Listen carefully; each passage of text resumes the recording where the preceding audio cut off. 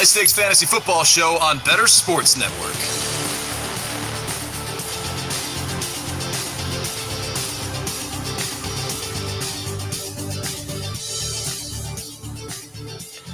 Welcome into the final High Stakes Fantasy Football Show for 2023. Hello, everyone. Welcome in to Fantasy Football Night in America. You are watching the High Stakes Fantasy Football Show live here on the Better Sports Network. I am Eric Balkman, of course, from the Fantasy Football Players Championship, the FFPC, myffpc.com, the High Stakes Fantasy Football Hour, as well as the RotoViz High Stakes Lowdown. You follow me on the X at Eric Balkman. Want to welcome in my guest co-host tonight. Welcome him back onto the show from Fantasy Pros, from Razzball. What else are you doing? It's Nate Polvogt, by the way, on X. Nate Polvogt on X. Nate, what else? Razzball, Fantasy Pros. I know I'm forgetting one here.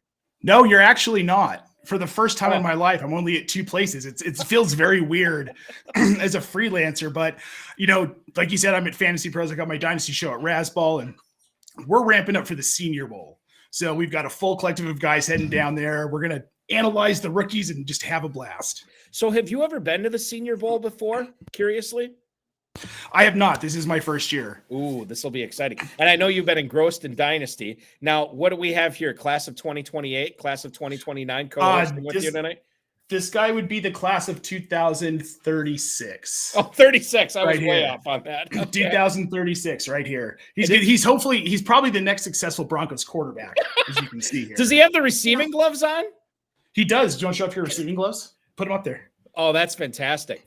Listen, with Cortland Sutton's dealing with a concussion right now as well? Yeah, he got that nasty concussion on Sunday. Right. Or on Saturday night. Right. And Judy's sort of just been meh so far this season. I'm telling you, forget 2036. There might be an avenue for week 17 and week 18. Right. God, yeah, I mean, look, I'll tell you what, that kid is slippery. He's really hard to tackle, and he has a sneaky good arm, like that little shovel pass that he does. Right. Just hit Samaj Pirine repeatedly with that thing, and they might have a chance in week 17 and week 18 with him. You never know. Who is the cat that they had during the COVID year? Was that Hinton, Kendall Hinton? Am I remembering this correctly? The receiver in the Saints quarterback game. Yes. Right. Yeah. Yes, exactly. Kendall Hinton. Right. Yeah. So there's that was fun. That was a fun weekend for Broncos fans. You and I have different definitions of the word fun. If that was fun for Broncos fans, I don't know if it was fun for all the Denver fans. Listen, we got a great show for everybody tonight. Nate and I are going to help you get set for championship week. We got breaking news right at the top of the show. I'll get to that in a second. We are going to find out where Nate stands. We're going to do the better cast, I should say, in the bottom of the hour, where Nate's going to help me set all my better cast picks for tonight's Browns-Jets game on Thursday Night Football, which we will be with you for the first quarter plus tonight. And then we're going to find out where Nate stands on certain guys like Clyde Edwards-Helaire, Zay Flowers, Kyle Pitts, for not only week 17, but Dynasty going forward as well. And then some lineup advice, some start and sits involving Baker Mayfield, Chiga Okonkwo, Tucker Kraft, and much more. That is all coming up on the show tonight. Want to remind everybody, if you are looking for some weekly action with the FFPC, just go to myffpc.com to play the FFPC Weekly Challenge. There's no draft. There's no salary cap. Choose the 10 players you want, or 12 if you want to play with kickers and defenses, by kickoff of either tomorrow night's game, Saturday, or Sunday's kickoff. We have we got 3 challenges going on, so you can still enter for the Thursday night challenge because that one won't lock for about another hour and 10 minutes or so. The Saturday challenge, the Sunday challenge, you can enter for $35, $200 as well. You can win up to $2,500. Remember, no stacking, 1 player per team, but there's no salary cap and there's no draft. That's the great part about it. And you say, well, Balky, I love that. I wish you guys would do a postseason contest like that. Well, wait no longer, because we've been doing one for the past 15 plus years. The famous, world famous FFPC Playoff Challenge is live now. myffpc.com. You can choose the 12 players that you want throughout the postseason. So once kickoff starts, wildcard weekend, your players are locked in through the Super Bowl. myffpc.com is where to register for that. You want to enter for $35, you can win $100,000. You want to enter for $200, you can win up to $500,000. So whatever entry you want in at, $35 or $200, either way, you're getting a 6-figure outcome, $1.4 million in the prize pool for the $200 entry. That's at myffpc.com, myffpc.com. Shout out to Sean Engel, who is filling in admirably as the man behind the glass tonight. Tyler Soto will be back next week, or so I'm told. I have full confidence that he will. But we will be we will go out with 2020, go out in 2023 with Sean Engel. We'll come in with Tyler Soto next week. Let's get into it tonight. The New England Patriots running back situation, Nate. This has been kind of an inside joke for fantasy players for years because you could never figure out who the right guy was. You could never figure out who you wanted to start week to week. Best ball, it's a little bit different story. Redraft, it gets to be a little bit more complicated. And it was complicated again this year with Ramondre Stevenson not living up to what he did in 2022 and then ultimately going on injured reserve this past week, which opens the door for Ezekiel Elliott, who actually missed a practice today, I believe. So we'll tackle that as well. Before we get to the Elliott portion of this, I know you're a dynasty guy, Ramondre Stevenson. Going forward, coming into 2024, does this strike you as a guy that you want to try to get on your teams? Or is the window so small for running backs that are not pedigreed in dynasty fantasy football that this is a guy that you want to move off of going into next season? I think at this point, Eric, the price has become he's a buy for me. There's enough of a chance that Belichick moves on. We've heard chatters of San Diego, some other places, maybe he's going to move on. I think it's pretty clear he's not going to be in New England next season. Maybe there's some hope for Ramondre. Maybe a new system, a new coach, a new offensive system, a new scheme, probably a new quarterback. Yeah. We're seeing some Jaden Daniels mock to them in some of these early NFL draft mocks. So this could be a markedly different offense next season, and it could be an offense that really plays to Ramondre Stevenson's strengths. A new coach coming in would be very smart to play to that veteran presence. So right now at his price, I think he's a buy in dynasty. He's a buy in dynasty. And by the way, I idiots. I said that I would open the show with breaking news, and then I forgot about it. Amari Cooper. Let's do this right now because I know a lot of people are setting their lineups before they tuck in for our broadcast leading up until 9:00 Eastern time tonight. Amari Cooper, the latest report we got this afternoon is that he should be able to play, but nothing's official yet. Well, it is official now. As of about 20 minutes ago, Mary Kay Cabot, who covers the Cleveland Browns for the Cleveland Plain Dealer, reported that Amari Cooper is officially inactive. Amari Cooper will not be playing tonight. Get Amari Cooper out of your lineups because he's not playing. He will not be able to follow up that massive 265-yard explosion in Week 16 with another good performance in Week 17 against the Jets tonight. He is inactive. Repeat, get him out of your lineups. Now, Mike Garafolo from the NFL Network reported that Amari Cooper wasn't feeling right in pregame warmups, and this is massive tonight because the Browns obviously were counting on Amari Cooper to be the linchpin for their offense tonight. This makes Joe Flacco a guy that we'll probably get into in the next segment, but maybe less startable in single quarterback leagues. Superflex are still probably trotting him out there just because of lack of options or whatever. Cedric Tillman, you would think is going to work in more. Elijah Moore is probably going to be the number one tonight. Now, we know that Sauce Gardner really does not follow opposing receivers around the field. I don't know how much of a difference that makes, Nate, because DJ Reed is pretty darn good himself on the opposite side of the field. Is it fade all pass catchers besides David Njoku tonight? Does Elijah Moore have a sliver of fantasy hope that this guy could do something? Really difficult for me to advise Cedric Tillman. I don't care how deep your league is on championship week. How are you looking at this Browns passing offense with no Amari Cooper tonight, man? I mean, obviously, David Njoku gets a huge bump. So if you were on the fence about starting him over maybe another mid-range tight end this week, I think you fire up David Njoku now. So obviously, Cedric Tillman, no. If you're at a fantasy championship, you're not starting Cedric Tillman. However, I do think that there's some value to Elijah Moore here as a flex now. With Amari Cooper out, I don't think he's going to catch a lot of the Sauce Gardner coverage. Like you said, DJ Pierce is a fantastic corner. Moore's more of a slot guy. I think for Flacco, he's going to work in those short routes. And now with Cooper out, he's going to have to work down the field, which we saw him do just fine in New York. It was more the system that didn't favor him. Mm-hmm. So I would start Elijah Moore in a flex. If you're looking for a potential boom play, like you're going to be behind because you're missing Keenan Allen and somehow made it in, or you're missing another player. Maybe TJ Hawkinson is down now, and you're like, I just have to chase points in the flex. Elijah Moore's a guy I think you can chase those points with this week. Flacco's played so well. I don't see that changing. So I think Moore's a guy who picks up a lot of volume today.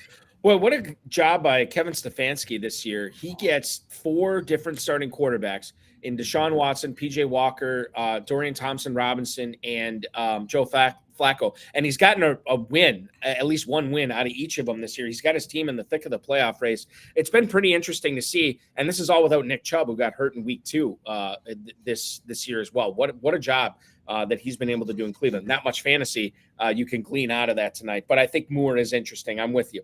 I'm probably breaking ties against Elijah Moore, but I think if you're in a pinch, like you said, with some of these other guys that you were hoping for, especially in tight end premium leagues, like the FFPC main event, like the Fantasy Pros Championship, you have to start being creative at this point if you're counting on Cooper, and Moore might be creative.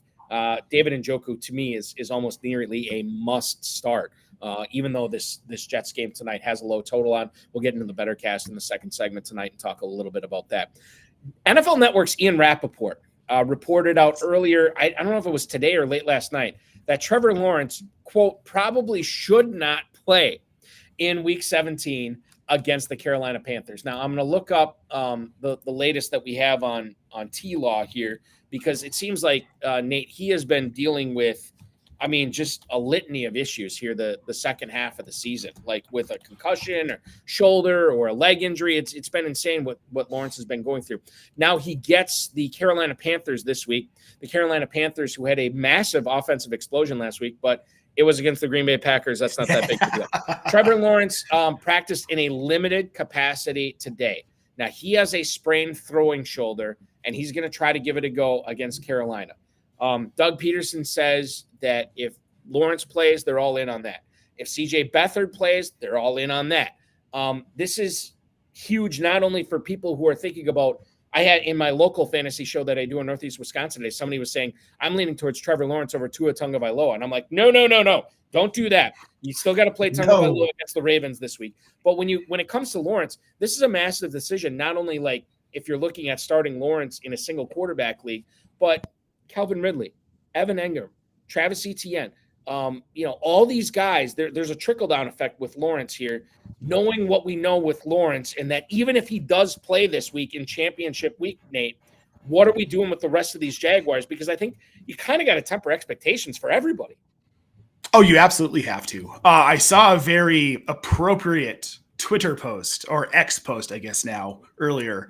It was from one of the bigger company accounts, but it was the Jaguars rolling out Trevor Lawrence this weekend, and it was a weekend at Bernie's meme.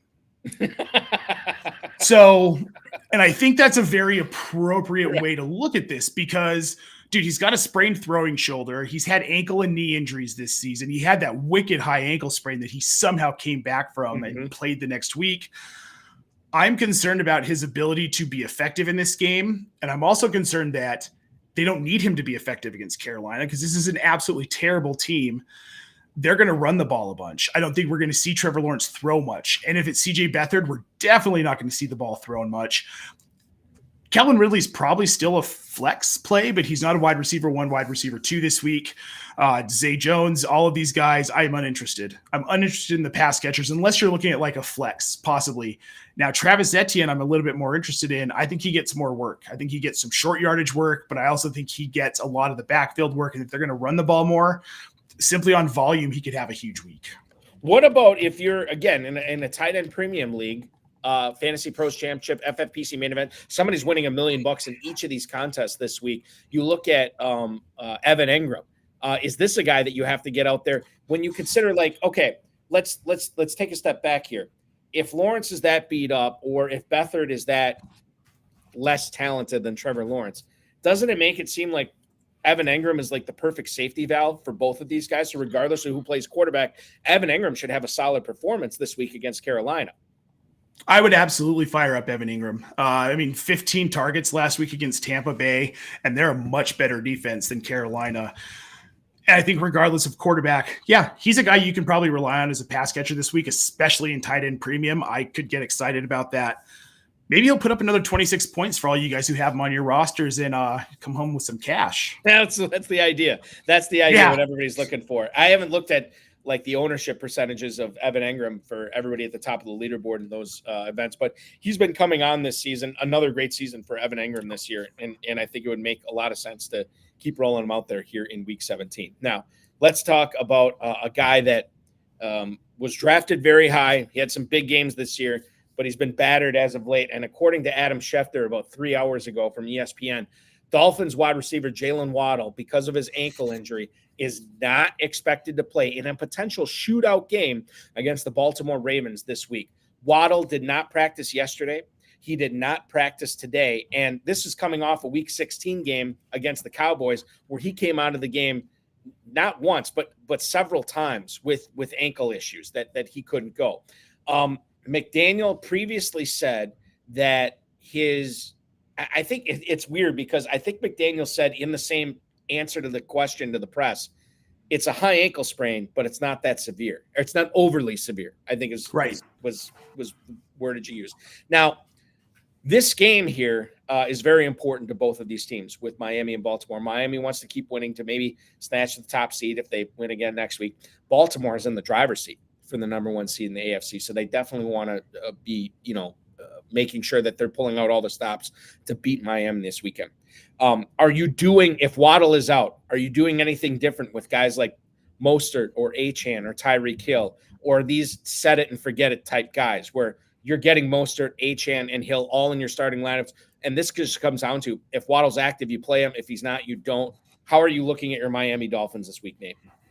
Well, like you said, Tyreek Hill, Raheem Mostert, Devin Achane, these are guys who you have to start this week. I don't care if Jalen Waddle plays, doesn't play. Obviously, Tua's playing. This is a must-win game for this team if they want to get that first-round bye.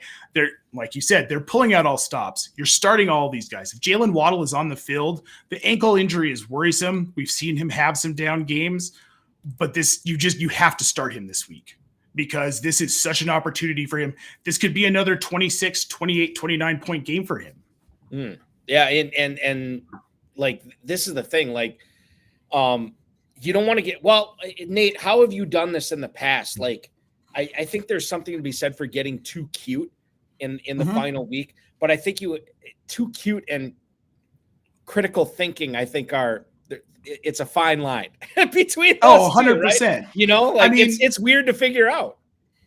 Critical thinking, a good example I think this week would be you've got Joe Flacco and you've got an injured Trevor Lawrence. And you look at the reality of the situation, you really do weigh starting Flacco over Trevor Lawrence.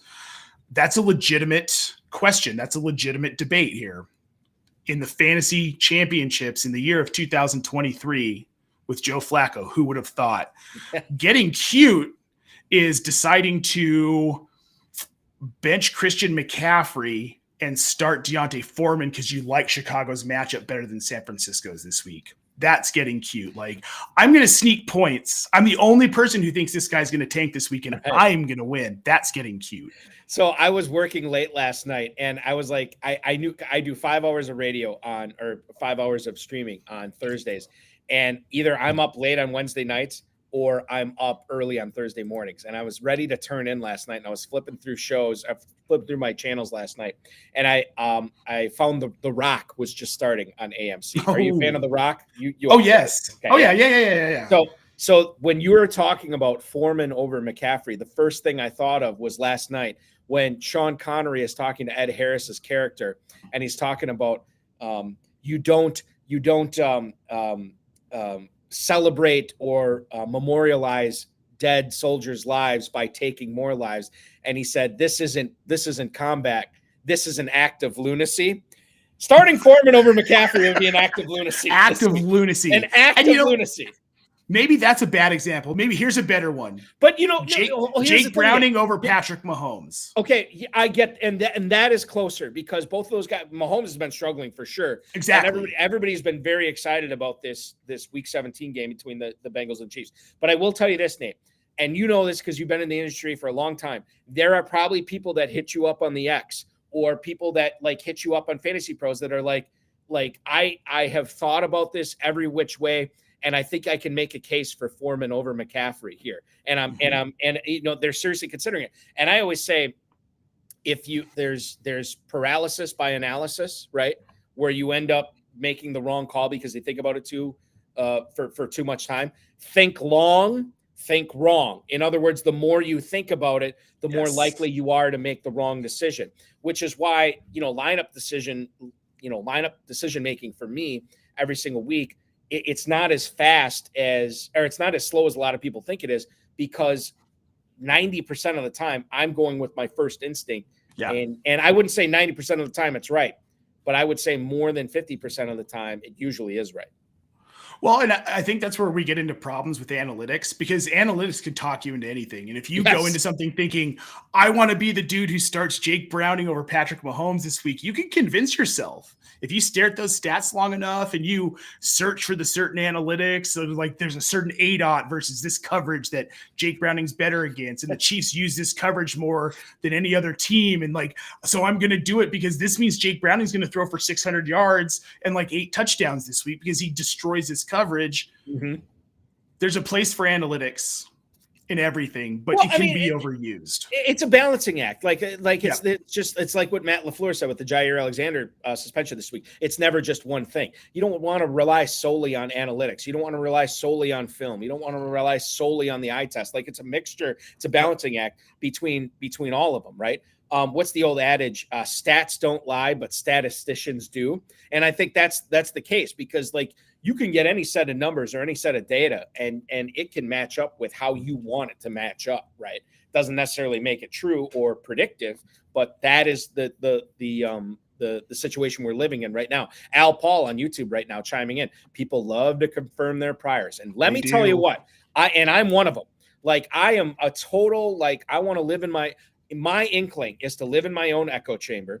I want to find stuff that supports things that I already know. And I've become a better fantasy player when I've seeked out people or numbers or things that will directly go in the face of what I already believe or what I already think. Mm-hmm. And like, once you open your mind to that, I think like the answer or what you want to do or what you should do comes to you a little bit more clear at that point. Because sometimes I'll figure out like, oh my God, I was way off on this. Why would I ever consider benching this guy or starting this guy or picking up this guy or drafting this guy or not drafting this guy? Like, why would I ever consider that? But and other times I'm like, okay, if this is the argument against what I'm thinking, then I know I'm in the right. Like, it just makes it more simplified, I think, the more angles that you look at it from.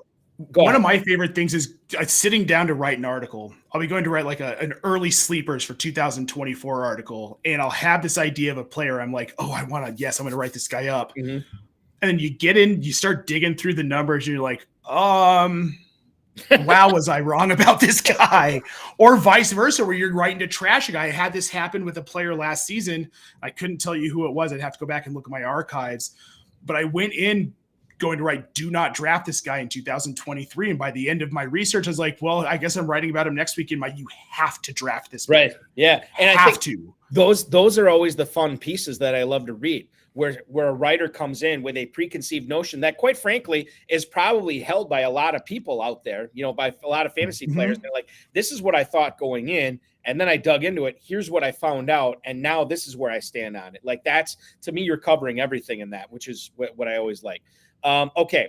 John Terry, a former, I don't even know, at least 6 figures, maybe 7 figures at this point, champion in the FFPC. Does Amari Cooper bump up Elijah Moore at all tonight? Nate already said, yeah, he's flex worthy at this point, John. And we'll see what happens. Now, regardless of where they line him up, DJ Reed, Sauce Gardner, he's still going to be going up against them, but Flacco's been throwing so many times. Like, Flacco, we should talk about him. In fact, I'll tell you what, let's hold off on Flacco. Let's wait till the next segment, because I got a lot to say about him there. Let's talk about Chris Lewd. Give him a shout out, because this is a guy that's been coming on the show every single week. He's seen almost every show this year. Thanks for all the entertainment and great lineup and player advice. He says something like that, Nate, I automatically think he's talking about a different show, but he's actually talking about this show. 4 leagues in the FFPC this year, and he's playing for a championship in all 4, thanks to this show. We certainly appreciate it. Thank you, and thank you again, Chris. We will move forward and try to answer more questions from the YouTube chat right now. And by the way, my buddy Cullen Hoffman chiming in on the X tonight. His best ball championship team has Jamar Chase, Jalen Waddle, and Amari Cooper. This is not ideal. This is not what you want to see. But the great part about playing in the FFPC best ball championship, ain't nothing you can do, Colin. Like, you just got to let whatever happens is going to happen. It's been that case all year. You don't have to sweat about it. And like Nate, we talked about this before the show. Like, you dropped all your semifinals this week. You are spectating this week. I am spectating for the first time in probably 15 years. But you said there's a relief that comes into this. Is the relief just being able to be a fan and not sweating everything out, or was there something different about the 2023 season for you? This is a really hectic season.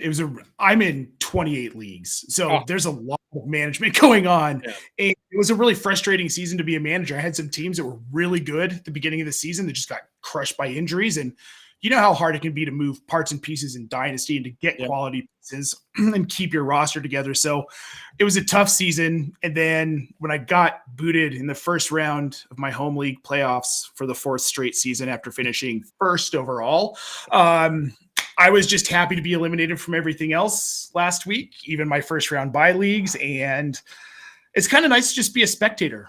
I get to see it for what it is. I get to enjoy the games, the football, not sweat a lineup.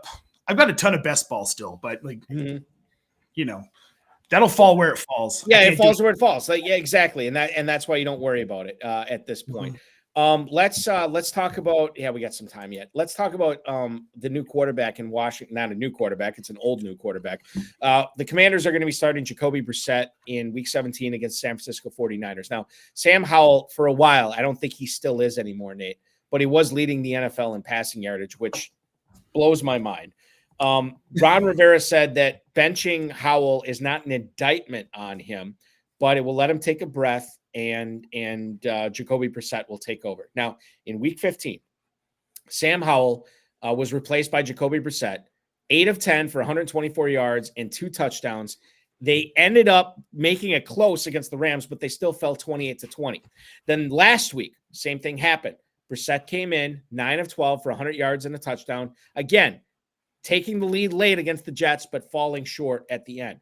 Brissett comes in, and you like to think that given his penchant for throwing to McLaurin, if you were on the fence with McLaurin, you're probably starting him at this point. But it is the Niners defense. So while it's exciting to have Brissett in there, who seems like the better option for all the Commanders' skill position players, I think you got to take a pause. You got to take a step back and look at, do I really want to start Commanders for my fantasy title against the San Francisco 49ers defense? Well, no. And to be clear, I believe that Jacoby Brissett is an upgrade at quarterback right now over Sam Howell and how Sam Howell is playing. I was very loud about that at the beginning of the season, that I thought Brissett should have been the starter over Howell. I thought he was the better option, could help this team win. That said, like, the San Francisco defense is hitting a stride, and I don't know that there are a lot of teams that can compete with this defense. We did see them get kind of run on and scored on by Baltimore. But again, this is Baltimore. Washington, I don't know that this offense is going to be able to score points. I think this is a game where we see a couple of field goals from the Commanders, and that might be the extent of their scoring. I love Terry McLaurin, Eric. I can't start him this week. I can't start Antonio Gibson. I can't start Curtis Samuel. I can't start Jahan Dotson. I can't do it. Yeah, no, and like, I'm with you. Like, I'm not saying you're a weak man, but when it comes to doing stuff like this, I always say I'm a weak man. Like, I am not strong enough to bench certain players that have carried me to fantasy championship, or I am not strong enough to start players that have not had an impact on my season. So I think that goes into it as well. Jay Reed, a guy who I have done numerous podcasts with, is in, I believe, second place in the FFPC main event. Him and his co-manager, Scott Connor, they're hanging out tonight. They could be winning $1 million on New Year's Eve, which is crazy town banana pants. Think about that, Nate. There is no Monday Night Football this week because the NFL doesn't want to intrude on the college football. Somebody is going to be bringing in the new year. 2 people will be bringing in the new year. One is the $1 million champion in the FFPC main event, and one is the $1 million champion in the Fantasy Pros Championship. Like, that is crazy to me. And think about all the other people that are like sweating out the Packers and the Vikings on Sunday Night Football trying to win a fantasy championship. Like, this is how you're starting 2024, is either a champion or just a crushing defeat. This is why we play. And it's maddening and it's fun. Next year, I'm hopefully going to be in that position. But this year, Right. I have a really good friend, Jordan Vanek, who is in that position in the main event. And I'm really happy for him. And being his stepfather, I'm really hoping that he's going to give me some of that money at some point. Inside joke. But Right. what an event. And like what an opportunity as a fantasy player to you've been playing for years. Like put your skill to the test of these events. These are the best fantasy players in the world. Mm-hmm. I want to talk about, as long as we're talking about that Sunday night game, the Minnesota Vikings have made a decision on which quarterback they're going to trot out there. I think a lot of people thought it was going to be Nick Mullins, and according to Ben Gosling, who covers the Minnesota Vikings, said that it will not be Nick Mullins. It's going to be Jaron Hall, who is starting Week 17 against the Green Bay Packers. Now, the last time these two teams played, Kirk Cousins had a really good game going. He tears his Achilles. Jaron Hall stepped in. He didn't really do much, but the Vikings had enough of a lead, and the Packers offense isn't what it is right now. The Vikings ended up winning the game by, I think, 14 points. So you look at Jaron Hall as the Vikings are trying to get into the playoffs here. 7-8, tied with the Packers at 7-8. I looked at this as of right now, Nate. There are 14 teams out of 32 in the NFL that are either 7-8 or 8-7 heading into the final 2 weeks of the season, which is crazy to think about, but it's exactly what the NFL wants. Jaron Hall, no TJ Hawkinson this week. Jordan Addison returned to practice, so maybe it seems like he's on the right side of questionable at this point. Well, what are you doing with your Vikings? You're playing Justin Jefferson, but with Jaron Hall throwing to him, are you making any different lineup submissions based on Hall in there over Nick Mullins? So it's funny you say you're starting Justin Jefferson, right? Yeah. I have seen a handful of analysts who I will not name to protect their reputation here, saying that they would consider benching Justin Jefferson this week, sliding him as far down as wide receiver 20 in their Week 17 rankings because it's going to be Hall over Mullins. Mm-hmm. I'm here to tell you that is insane. Yeah. It's insane. It's an act of lunacy. It's an act of lunacy here. And here's why. You've got a rookie quarterback. And look, I don't like quarterbacks that come out of BYU. We got Steve Young. That was pretty cool. He's really been the only one who's ever succeeded in the NFL. But Jaron Hall is going to need a safety outlet in this game. Mm-hmm. TJ Hawkinson's out. Jordan Addison is not 100%. Who else do you think he's going to throw the ball to? This team, Ty Chandler's probably going to get a lot of work. Yeah. Guy you probably want to start this week. We'll definitely get to that later. But outside of Ty Chandler, Justin Jefferson is going to see an insane amount of volume this week. He's probably going to see the majority of the targets from Jaron Hall. Maybe Jordan Addison sees a decent amount depending on his health. But I don't know that I'm confident starting Jordan Addison, Eric. I don't know that the volume's going to be there. Right. I'm concerned about the ankle injury, and I'm concerned about Jaron Hall being the quarterback and him hyper-focusing on Justin Jefferson. Addison almost seems like a start out of necessity, not out of desire this week. So I think if you can look elsewhere for Addison, because even if he gives it a go, I don't know if he's going to be at full speed ahead. Yeah. The Packers defense has been interesting this year, especially down the stretch, because it seems like they either can't stop the run or they can't stop the pass. But they'll whatever they do, if they stop the run, they're going to give up a Baker Mayfield type game like they did. If they stop the pass, they're going to give up a Najee Harris, Jalen Warren type game that they gave up earlier this season. Which one is it going to be? I don't know. But the Packers rush defense has been historically awful the last 3 years. So my inkling is to say, Ty Chandler, ride him to the moon. That's what you want to do this week. Jefferson, a weak man. I'm a weak man, Nate. I can't bench him. I have to play him this week. Packers suspended to Jair Alexander. This is the guy that shut Jefferson down the last two times, or the last time that these two teams played. So I think there's that in mind. And now you're going to have Eric Stokes, who is clearly, if you watch Packers, I don't know if you can tell this, but I'm a Packers fan. I'm in Northeast Wisconsin here.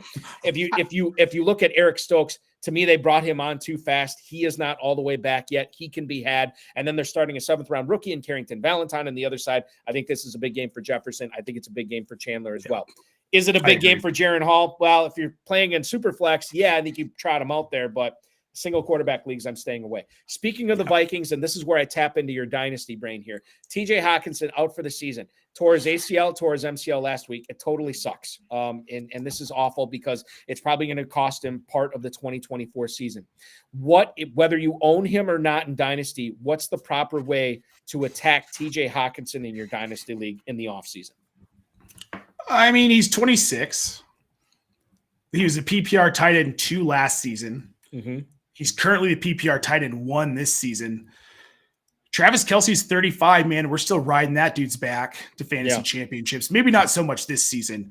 I think Hawkinson has a long future in this league. And unless you're going to find somebody who's willing to give up maybe like a 2nd round pick for Hawkinson, maybe even a 1st round pick, if he's going to be the overall tight end 1, 3-4 seasons down the line. Otherwise, no, I think I'm holding him. If I have TJ Hawkinson, I'm holding him.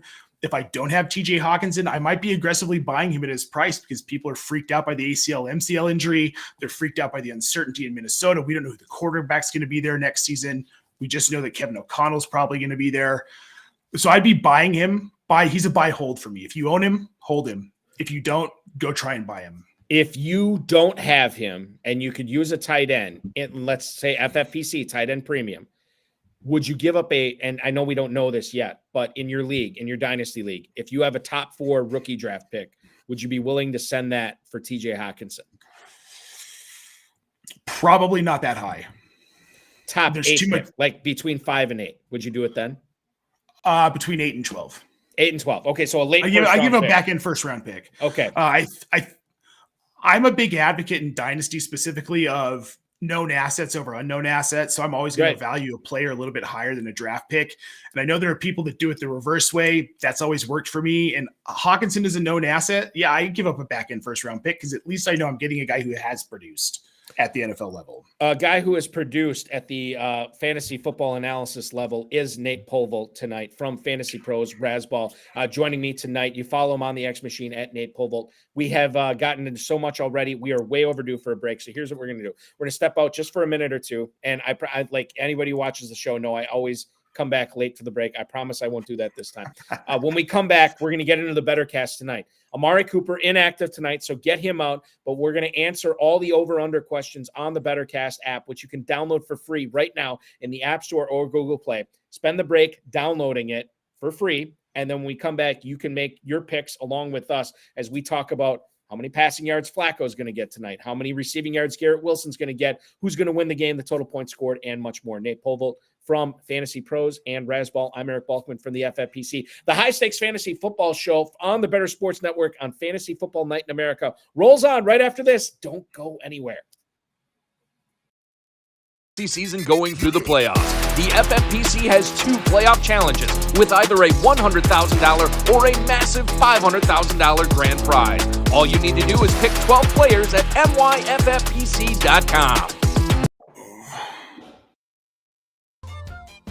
I like to eat my feelings. So when I'm like super sad, single serving pint sizes of Ben and Jerry's, I just start shoveling that in, and it makes me feel bigger and better. But so let's eat our feelings here. What we're gonna do today is we're gonna talk football players, food. We're gonna pair them up. Who is represented by what food? All right, I want to just shout out Hal Alexander in there for CMC, Christian McCaffrey, is Rocky Road ice cream. A little bit of everything. Yeah, how's it going, Hal? I like it, man. You know it. I love me some Rocky Road ice cream. Bijan Robinson prime rib. You know what? Bijan Robinson prime rib with a baked potato and some cream spinach on the side. That's what I'm talking about. That is the King's dinner. And Bijan Robinson, I don't care if the dude from the Athletics says only 301, touches. You know what? In honor of Card Sharks, I'm going to say, guys, that I think that number is going to be a little bit higher there for Bijan Robinson. So get your knife, get your fork, you got your steak, you got your Bijan. Yeah, that's what's up. You're on death row, and they say you get one last meal, and you just say Bijan Robinson. Bijan Robinson. Yeah, I'm totally down with that. Love it. I got to jump in on one real quick because Mr. Scamper said Kareem Hunt is candy corn, and I actually had a player, Tyler Boyd, was going to be candy corn for me, and basically it's that Nobody likes it, but it's always there. It's always there, and somebody always puts their hand in and grabs some and has some, and they're like, well, and afterwards they're like, why did I eat that? That's Tyler Boyd. He always gets drafted, and he's just kind of there, and nobody knows why. Nobody knows why they take him. Nobody knows where it comes from. Where does the candy corn even come from? Like, it's just there. It's just there. The High Stakes Fantasy Football Show.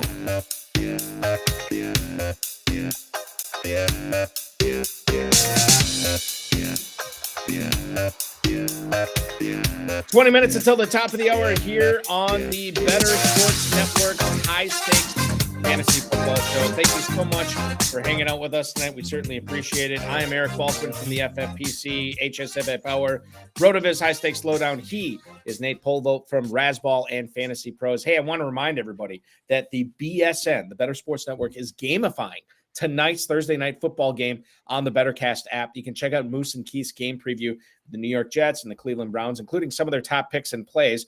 Then you can compete in our free contest by answering pregame questions, something that Nate and I are about to do, which will be live in the BetterCast app. Well, they're already live in the BetterCast app. You can answer them now. Tonight during the game, you can predict what's going to happen and test your NFL knowledge as well. You can chat with fans that are in the BetterCast app about all the big plays, the top performers, all the busts in real time. You don't have to buy anything. You don't have to subscribe to anything. This is always free to play. Now, when you watch Thursday Night Football with us, you can play that contest and win tickets. The more questions you answer correctly, the more tickets you're going to win. The more tickets you get, the more you can redeem for authentic NFL signed gear and collectibles. Download the free BetterCast app in the App Store and Google Play, whichever one you're rolling with right now. You have to be 18 years or older. So let's get into this as I bring up my BetterCast app right now. And you are going to help me do this right now, Nate. We are going to answer these questions for the Jets and the Browns tonight. Kind of a low-scoring game. We'll get your thoughts on the total on this game shortly. But let's kick things off with Joe Flacco.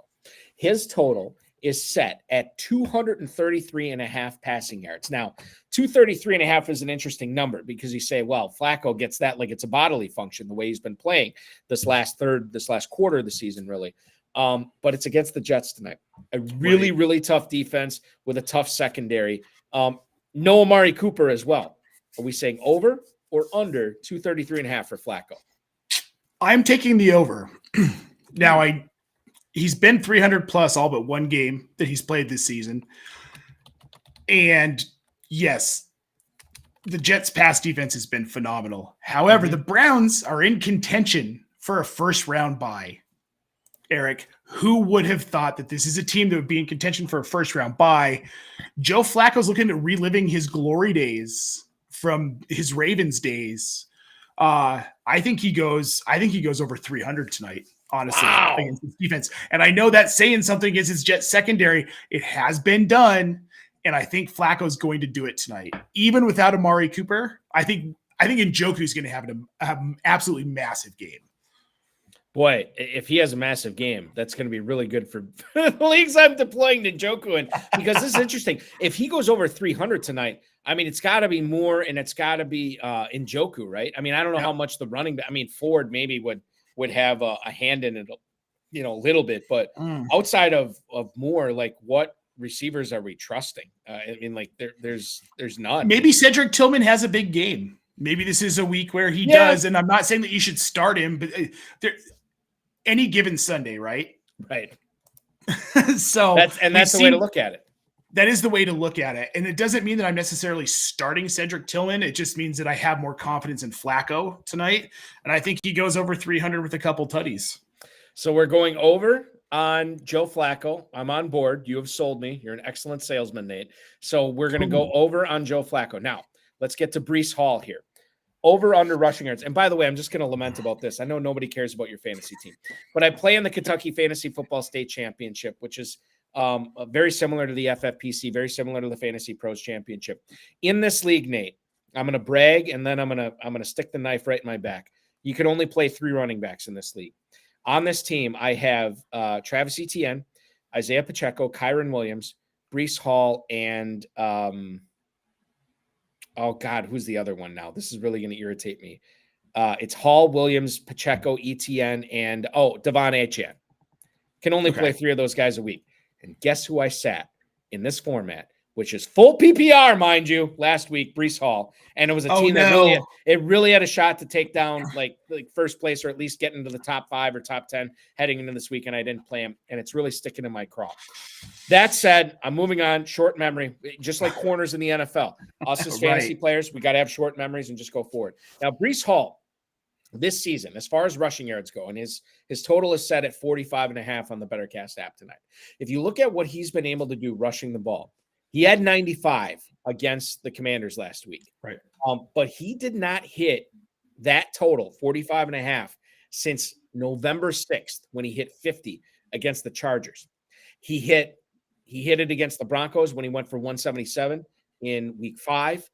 He also hit it in week 4 against the Chiefs when he just went over at 56, and then 127 week 1 against the Bills out of necessity because they didn't have Aaron Rodgers after the first 4 plays that game.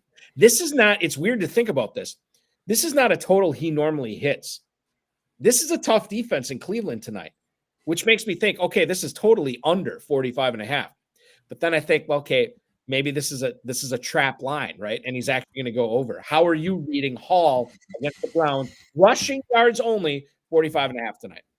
It could be a trap because you're looking at Trevor Siemian starting tonight. And as someone who born and raised in Denver, obviously love the Broncos. Trevor Siemian is a very interesting case for us Broncos fans. And it makes me believe that Sal's going to have to run the ball a ton tonight.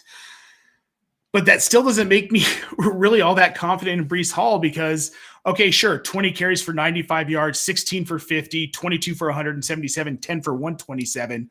But then you've got 13 for 28, 12 for 17, 7 for 25, 13 for 16, and 10 for 40. And this is a really good run defense. I don't know that it matters. I don't know that it matters how much they want to run the ball. Again, this is a Cleveland team that actually has something to play for. I don't think any of us thought at this point in the season they were going to have this to play for.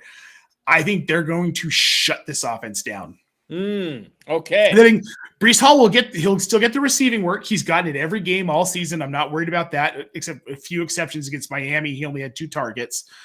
That's unlikely to happen tonight. I see him being heavily involved in the passing game. And from a PPR standpoint, you start him.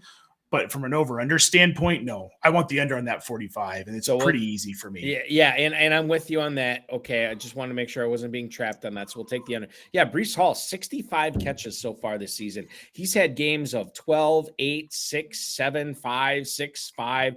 Basically since mid-October, he has been a pass-catching machine, and I think that continues tonight with Trevor Siemian. Okay, let's move on here, and we'll do Jerome Ford. Flip side of the coin here. 46.5 receiving yards is what we're looking at for Jerome Ford tonight. Now, Jerome Ford, I said earlier today to one of my buddies, it's been kind of like the bell curve with him, right? Started off small because of Nick Chubb being healthy, and then he wasn't healthy, and then all of a sudden you get the bell curve going up, and then for whatever reason, I don't know what it is with him. Maybe he's just not that talented. Maybe it was Kareem Hunt. Maybe it was the schedule, but then he's come down a little bit too, and he's kind of leveled out. Now, when you look at Jerome Ford, again, rushing yardage only, and he's at 45, beg your pardon, he is at 46.5 tonight. 46.5. That is a total he hit against the Jaguars, against the Broncos, against the Ravens. He also hit it earlier in the season against the Colts, the Niners, and the Steelers in week 2. Yeah, week 2. He has only hit that total once in the last 4 weeks, and this is a tough defense tonight. Are we also taking the under on Jerome Ford rushing yards at 46.5, Nate? Yeah, I think so. And it seems counterintuitive given the situation with Amari Cooper out. You think you might see him use a little bit more, but I think he's going to see more usage in the passing game. I think that rushing wise, I just don't think he comes close. I would take an under on 35 yards on this one. Right. Free square for Amari Cooper. The BetterCast app came out prior to the Cooper announcements. We're taking under 57.5. Everybody's taking under 57.5. It's a free 10 points. Don't overthink it. Just take it. All right. Getting to Garrett Wilson here tonight. Garrett Wilson, we have his total on the BetterCast app set at 51.5 receiving yards. Now, this, again, as Nate mentioned, this is with Trevor Siemian throwing him the football. This is not Aaron Rodgers. This is not Zach Zach. Why is his name escaping? Wilson. Wilson. I wanted to say Thomas, and I'm like, no, that's the linebacker from the Dolphins. Jesus. Zach Wilson. Okay, so it's not Zach Wilson throwing to him. It is going to be Trevor Siemian tonight. Garrett Wilson on the season, as I try to bring up his game logs here, and my computer's being difficult. 51.5 against a pretty good Browns defense. And I should ask you this too while I'm waiting for my computer to load. What defense would you rather start this week if you had a choice between the Browns tonight or the Jets tonight? It's probably the Jets, right? Or no, I beg your pardon. It's probably the Browns because it's the Browns. That's 100. Okay, go ahead. Look, there's a special place in my heart for Trevor Siemian because, man, that dude tried. Mm-hmm. He was put in a tough position coming out of Northwestern, was never supposed to play in the NFL. And I'd love to see him still kicking around in the NFL. But, dude, he's just not – he probably should be a third-string quarterback, if we're being honest. He's serviceable-ish. Serviceable-ish. He had a few games in Denver where everybody got really excited, and I feel like he's lived 5 seasons off of that. So, yeah, I'm taking the Browns defense here because I think they're going to eat him alive. All right, and that's what I have lined up right now is the Browns defense. It's really tough to play the Jets against the way Flacco's been throwing the ball, even without Amari Cooper. Tough to play the Jets tonight. Garrett Wilson, 9 out of 15 games so far this year. He has hit 51.5 receiving yards. Trevor Siemian throwing him the ball tonight. I have no feeling on this. I don't know which way to go. History based on this season would tell you should take the over on this. But this is a different quarterback. This is a tougher defense. There's some variables in this, Nate. Over or under? Garrett Wilson, 51.5 receiving yards tonight. So I'm still going to take the over here just because he has to throw the ball somewhere. And I think Garrett Wilson is the most talented wide receiver on the team. So he's going to see enough volume to where 60 to 70 yards really doesn't seem out of the question. I mean, I don't think he's going to have a touchdown, but he might have 5 or 6 catches, and Trevor Siemian's 8-0's awful. But yeah, I mean, this is very attainable. I don't think it'll be hard for him to get there. I think he gets there by the third quarter. Oh, okay. So this isn't even a sweat. This is something sweat it. Okay. No. All right. Now, bear in mind, last week, Trevor Siemian threw the ball 49 times against the Jets. This was a game against the Commanders, beg your pardon. This is a game that was well in hand for the Jets before the Commanders mounted a furious comeback. So you look at what Garrett Wilson was able to do when Siemian didn't have to throw the ball.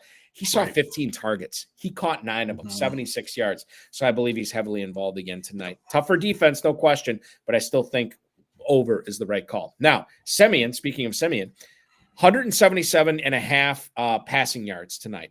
This is what we're looking at for him. My inkling is to say over, especially if we're saying over with Garrett Wilson. I think it makes some sense. But I don't have the figures in front of me. I'd really be wondering how many times the Jets have given up more than 177.5 passing yards on the season. I don't know. And certainly Trevor Siemian, that's a high number for him, with all due respect to Trevor Siemian. It is. However, so the Jets defense here, looking at just total yards, they don't give up a lot of yards. Now with the Garrett Wilson 51.5, I'm saying over.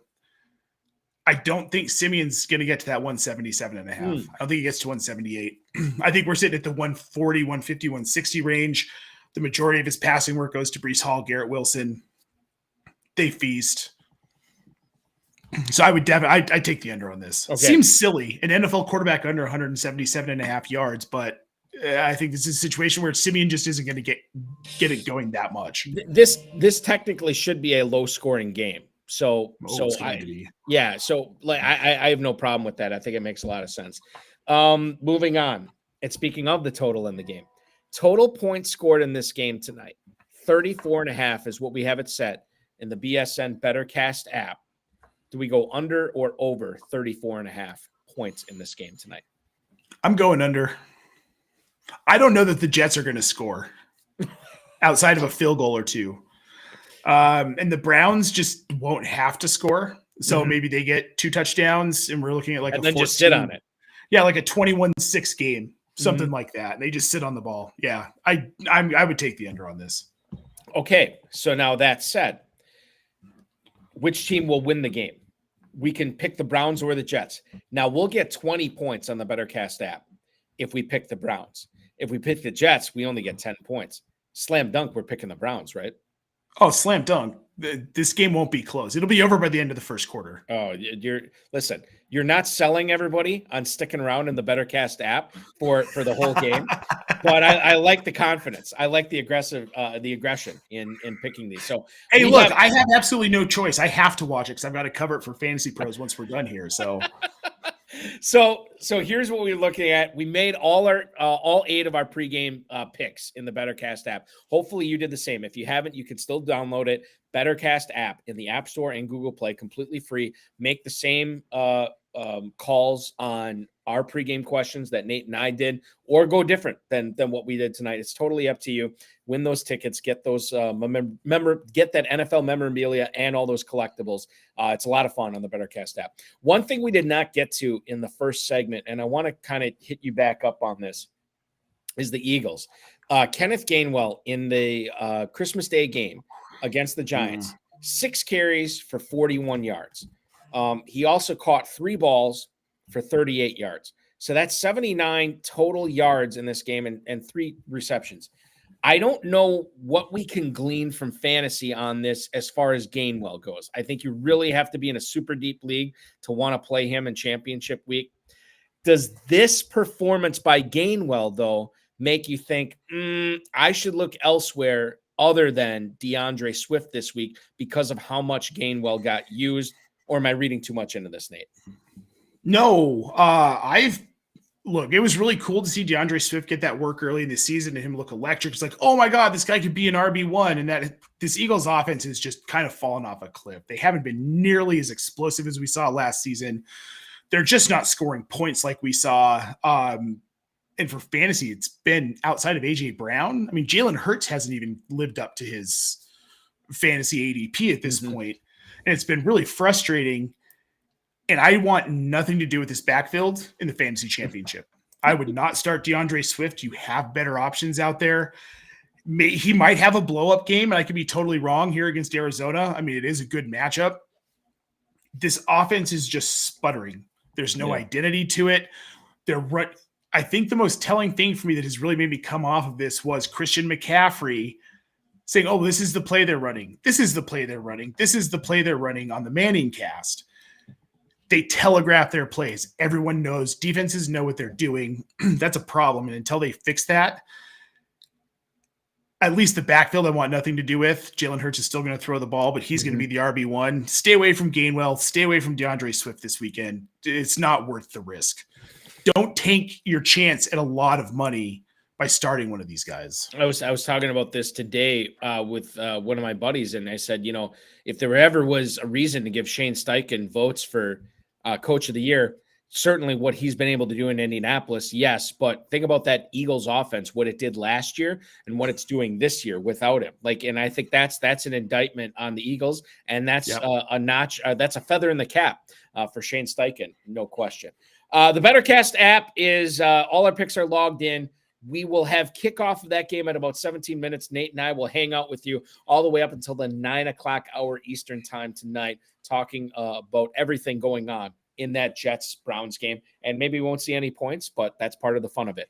When we step back in after this quick break, we're going to talk not only about the FFPC Weekly Challenge, we're going to talk to Nate Polvogt on where he stands on certain players, not only for Week 17, but for Dynasty. Clyde Edwards-Helaire, Tank Dell we'll get into, Zay Flowers, Kyle Pitts, Derek Carr, and much more.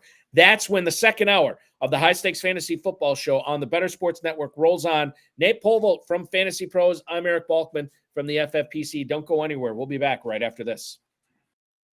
Season going through the playoffs. The FFPC has 2 playoff challenges with either a $100,000 or a massive $500,000 grand prize. All you need to do is pick 12 players at myffpc.com.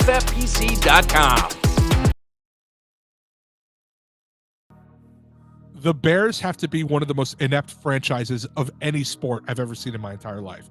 And they share the city with the White Sox, who are also inept. That is how bad the Bears are.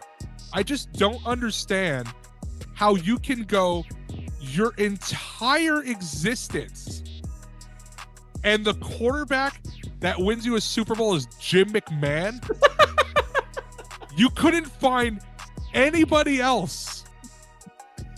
They don't have a good history with quarterbacks, but they let him be the quarterback for a long time too. Deshaun Watson and Patrick Mahomes right there. And you drafted Mitch Trubisky. They were right there. There's a lot of pain in being a Falcons fan. The Bears are one of the teams I could argue they might have it worse, and they have a Super Bowl.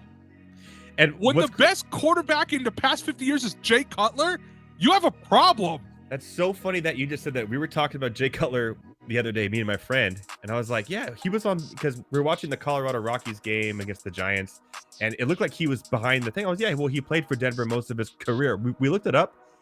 Chicago let him be their starting quarterback way too long. Here's the thing too, is that Jay Cutler wasn't bad. Like, he was erratic. He wasn't terrible, though. The poor man's Brett Favre. I'm taking him over Justin Fields. I'm sorry. I would. But Jay Cutler led that team to an NFC title game. Yeah. That they lost to Green Bay. But he's gotten farther than anybody else. You want to know who the other starting quarterback was for the Bears in the other Super Bowl appearance they made? It was Rex Grossman. What are we doing out here? It was Rex Grossman, and Kyle Orton was the backup. How are you that bad? Bro, oh my God. Listen to the top 5. According to Football Reference, the top 5 greatest Bears quarterbacks of all time. Jay Cutler, number 1.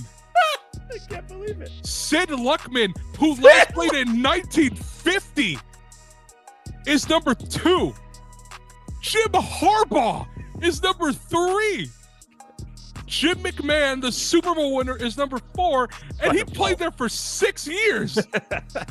And Mitch Trubisky, is number 5 on the list as terms of passing yards go. The High Stakes Fantasy Football Show with Eric Balkman.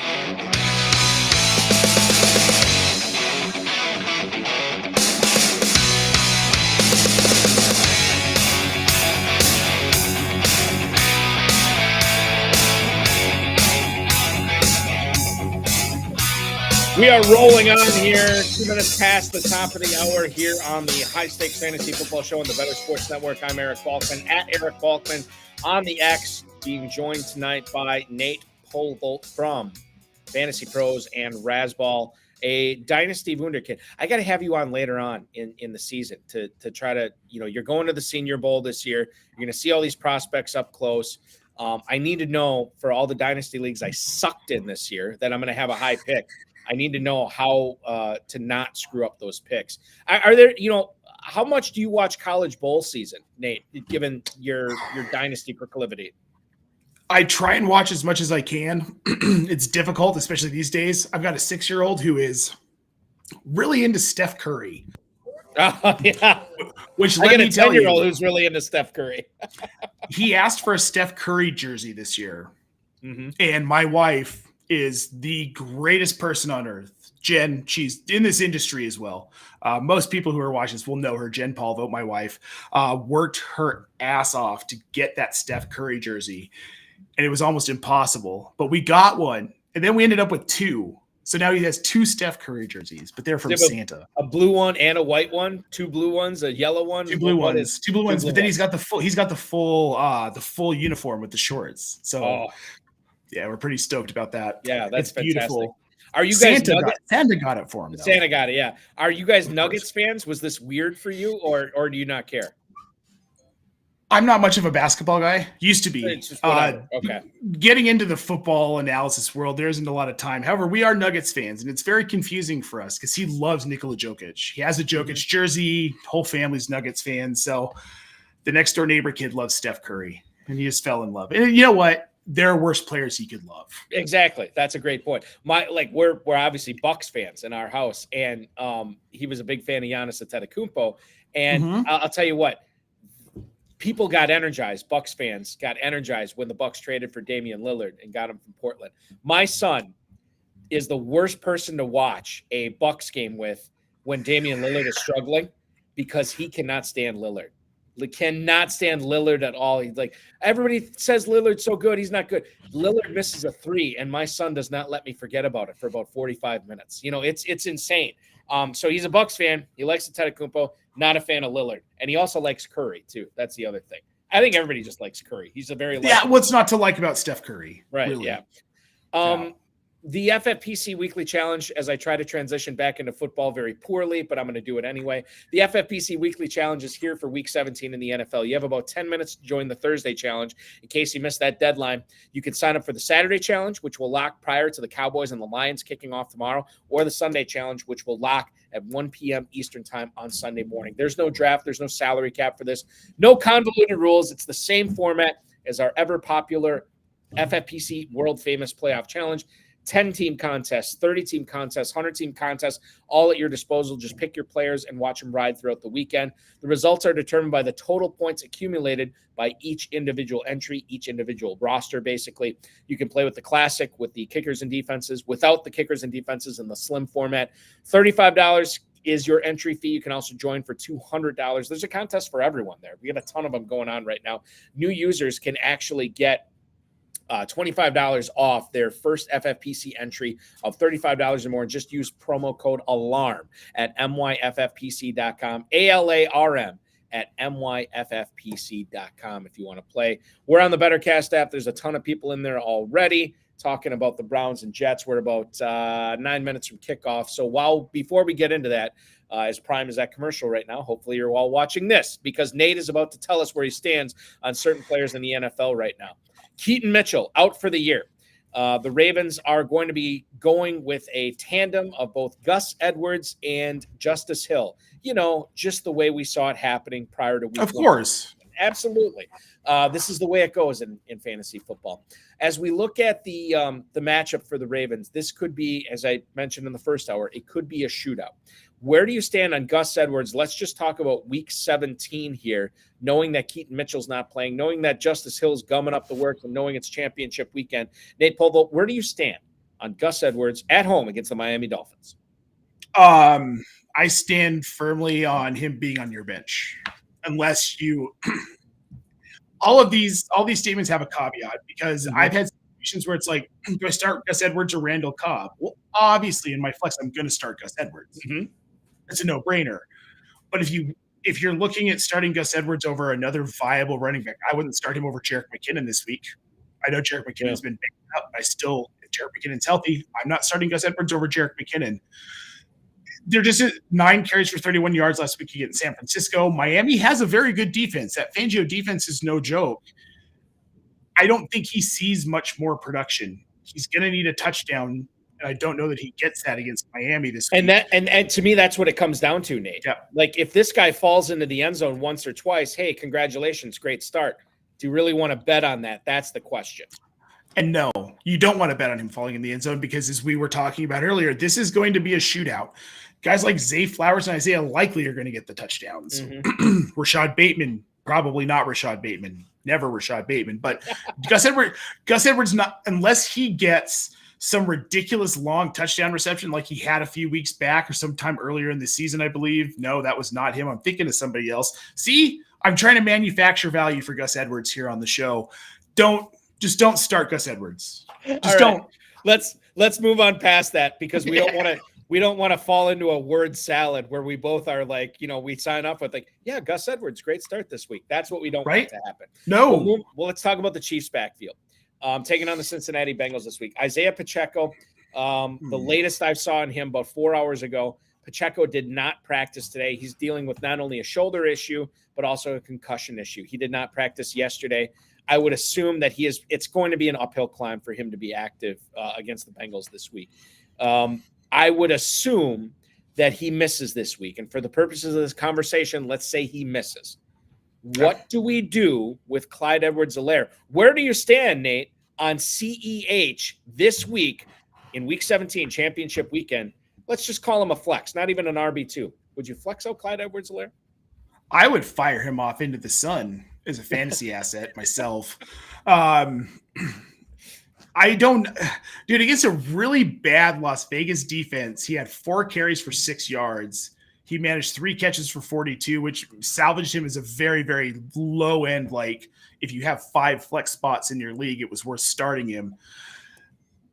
I don't like this matchup against Cincinnati. I don't like Clyde Edwards-Helaire. I think Jerick McKinnon, if he's healthy, is a guy who's going to get the work. And I think if Jerick McKinnon's not healthy, that Clyde Edwards-Helaire is still not someone you should put in your lineup this week if you want to win a fantasy championship.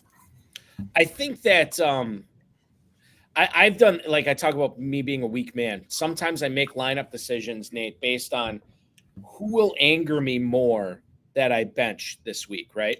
So if I bench, like, I'm trying to let's try to think of a good comp here for Clyde Edwards-Helaire. Let's say I bench Devon Achane this week. Yes. In favor of CEH, right? I will rue the day if Achane goes off, right? Because I played Edwards-Helaire over him. But if I play Achane and Edwards-Helaire goes off, I'll be like, it's one of those things, right? How can you predict something like that? And I think that's the way, I don't know if that's right or wrong, but that's the way historically I've looked at it.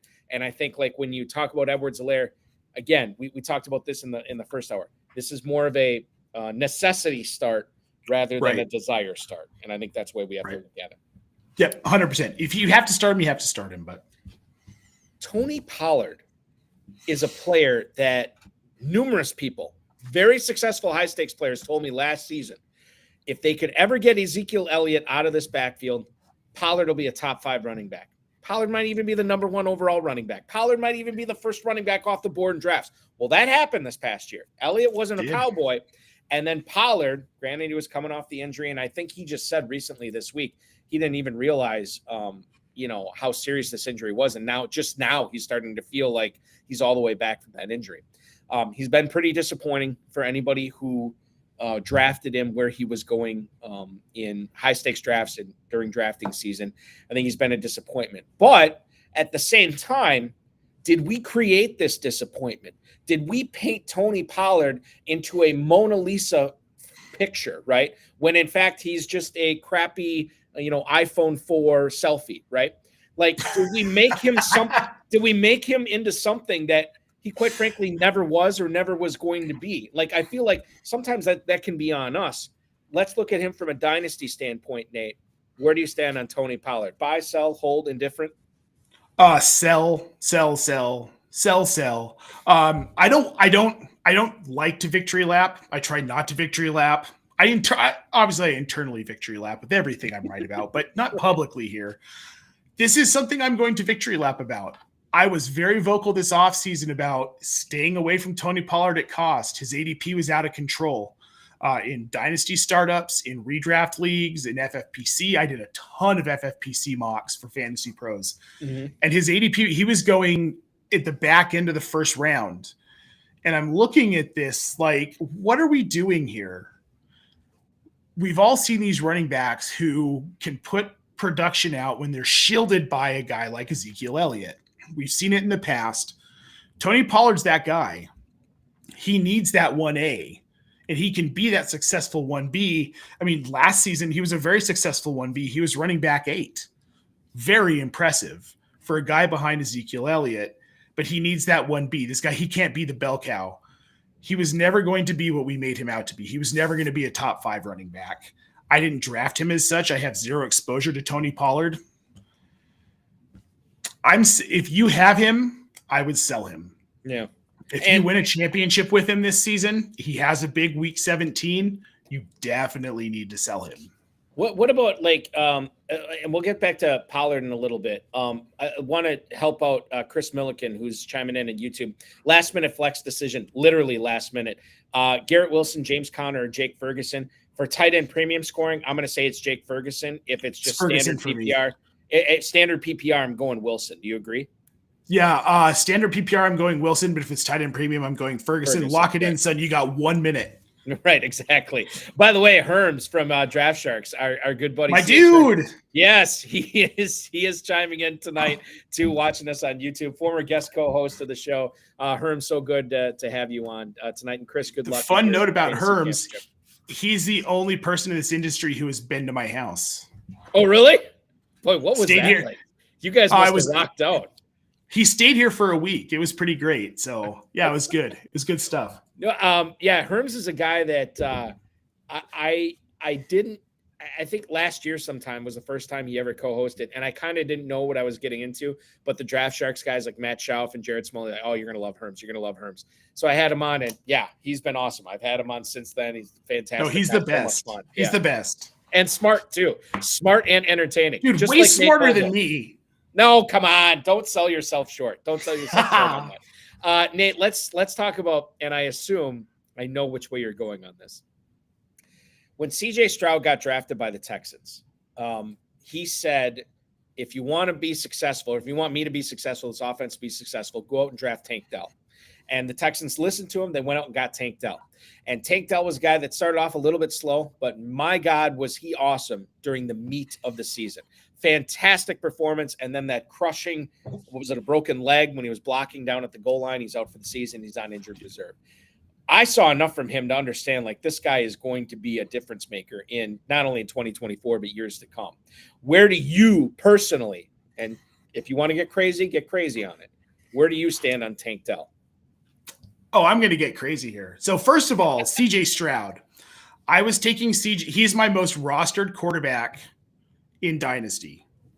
I have him, I have a lot of diversity. I have him across 5 leagues. I was grabbing him in as many rookie drafts as I could, taking him ahead of Bryce Young.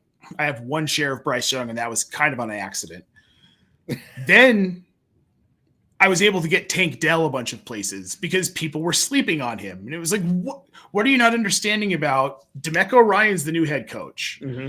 Is this team going to light the world on fire season 1? No, but they actually have some competence in the building now. This is going to go better than people are expecting. I'm really high on Stroud. Now, Tank Dell exceeded my expectations. Did I think he was going to have 3 straight games with 10-plus targets where he's putting up 30, 19, and 30 fantasy points? No. But I thought he'd be consistent enough where we were getting 15 to 20 every week. This kid is a star. You need to be going after him in Dynasty. There might be some managers who are like, oh, well, he got hurt twice this year. He's injury prone. Let those people think that. And then get Tank Dell from him at a discount. Get Tank Dell. Yeah. And if you can stack Tank Dell and CJ Stroud, you're going to have one of the best dynasty stacks that you can possibly have for the next 3 to 4 seasons. I just look at that team just in general. Stroud and Dell, we just talked about. Dalton Schultz, Noah Brown, Nico Collins. I mean, they are set up for success for years to come. And by the way, an extraordinarily winnable division. I mean, you could see, like, I don't want to say a dynasty in the AFC South here, but it's not like Indianapolis looks dominant. It's not like the Titans kind of look like they're a team in flux. And then the Jaguars, they look good, but I think very beatable, as we've seen throughout the season for sure. We are underway here in the Jets Browns game. A big pass over the middle here from Flacco to Elijah Moore with 31 seconds into the game. However, I do believe this is going to be coming back. I think this is going to be offensive pass interference on Elijah Moore. Yes, it will come back, unfortunately. So a repeat of second down. That would have been a big play for Elijah Moore. It was not meant to be. We'll keep you posted on that game going forward. Zay Flowers. Let's talk about this guy. In the 2023 NFL draft, 4 receivers went right in a row. Don't ask me the order. I can't remember it. But I know the 4 receivers were Jackson Smith-Njigba, Quentin Johnston, Zay Flowers, and Jordan Addison. Zay Flowers, to me, during drafting season, really separated himself from those other 3, and he's been separating himself during the season. I love Zay Flowers going forward in dynasty leagues. I love the way that the Ravens are using him. I love the way that Todd Monken is putting him in a position to succeed, and Lamar Jackson's getting him the ball in places he can make plays. There is really not a whole lot to like or to dislike about Zay Flowers going forward, Nate. Where do you stand on Zay Flowers for dynasty purposes? Man, you just know my guys here. Zay Flowers, I'm huge on. Todd Monken, what he did at Georgia, and then what he did in Jameis Winston's 2019 season in Tampa Bay. Just 5,000 yards and 30 touchdowns, no big deal. Slung the ball like a madman. Why wouldn't you be excited about Lamar Jackson in that offense? And conversely, why wouldn't you be excited about the incredibly talented Zay Flowers, who this is where the film part comes in. The numbers they didn't jump off the page from college because he went to Boston College. They're not a prolific offensive passing offense college, right? But if you watch this kid on film, you saw how talented he is, how well he runs routes, how precise he is. He's got good hands, tested well, coaches loved him. He goes to an offense that's saying, well, we're going to stop running the ball for the most part. We're just going to start slinging it. This is someone you need to kick the tires on in your dynasty leagues, in my opinion, and pay what you have to. Yeah, more than kick the tires. Like more than I think kick the tires. I think aggressively target. Yeah. Aggressively target. Speaking of aggressive targets, 3rd and 15 for the Browns, and Joe Flacco hits David Njoku wide open over the middle for a 35-yard pass play. They are now at about the 36-yard line of the New York Jets after about a 10-yard run for Jerome Ford on first down. Now the Browns have it 1st and 10 inside the Jets' 35-yard line. It's another handoff to Jerome Ford, which is not going anywhere. Looks like a loss of 1 on there. 12 and a half minutes to go in the first quarter. Let's move on here. We just talked about Zay Flowers. I think Tyler Lockett's an interesting guy too, not only for redraft, but for dynasty here. Tyler Lockett has been kind of frustrating from a redraft standpoint because of the rise of Jackson Smith and Jigba, a player that Geno Smith and quite frankly Drew Lock has been targeting in the last few games. We know DK Metcalf is doing Metcalf things, and it's sort of like some games that it's a Lockett game, some games it's not. Where do you stand on Tyler Lockett, not only this week, Nate, but in Dynasty going forward as well? So this week, I think it's a good matchup against a Pittsburgh secondary that's banged up. He saw 11 targets last week. He had 17 fantasy points. I think in addition to that, he could see the end zone this week against Pittsburgh. So I would definitely start him. I think he's a wide receiver 2, probably. In my rankings, he's a wide receiver 2 this week. In Dynasty, though, it's a little different. He's 31 years old. He's in his 9th season. He'll be heading into his 10th season in an offense that just drafted a stud rookie in Jackson Smith and Jigba that's probably not going to have Geno Smith as a starter next season. Tyler Lockett's someone you've got to unload. What you can get for him isn't going to be a ton. You might be able to get a 3rd round and a vet, a bench piece. But I think you've got to get rid of him at this point. I'll tell you who you need to get rid of is the Jets defense because Joe Flacco is absolutely slicing him up. About a 28-yard pass play for David Njoku that takes him right down to about the 10-yard line. And now a touchdown pass from Joe Flacco to Jerome Ford, who scores the first touchdown of the game. It is now 6-0. And my God, Flacco looks great. Njoku, Ford, they all look great. Sans Amari Cooper tonight. Kind of a bad sign for the Jets if this keeps up, but really a great performance by Cleveland on their first drive tonight. We'll see if that keeps up over the course of the game. On to attempt the extra point now is the Browns. The kick is up, and it is good. 7-0, 11-10 to go in the first quarter tonight. It's going to be a scoring bonanza. All of a sudden, this is going to be like a 34-31. Right.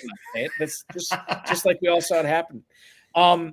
We talked about tight ends earlier when we're talking about the season-ending injury to T.J. Hawkinson. TJ he had 95 catches for 950 yards this year. Tight end 1 from a PPR standpoint right now. Travis Kelce was drafted as a tight end 1. I assume these guys are both going to be drafted. Well, Kelsey's going to be drafted high next year.